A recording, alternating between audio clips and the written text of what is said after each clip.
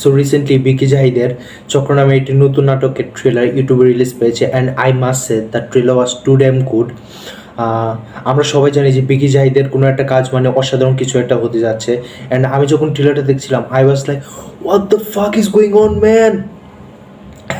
And অভিনয়ে আছে তৌসিফ মাহবুব, তাসনিয়া ফারিম সহ আরও অনেকে। The casting was really good. Talking about the স্টোরিটা মূলত 2007 সালে ময়মনসিংহের কুখ্যাত আদম পরিবারের একটি ঘটনাকে অবলম্বন করে বানানো হয়েছে।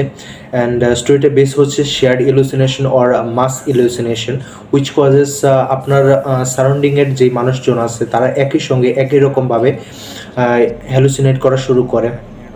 অ্যান্ড আমি এটা নিয়ে খুব বেশি এক্সাইটেড, কারণ ময়মনসিংহ আমার নিজের এলাকা, and I expect so much from this. তো নাটকটি আগামী 10ই অক্টোবর মুক্তি পেতে যাচ্ছে, তো আই মাস্ট প্রিফার দিস।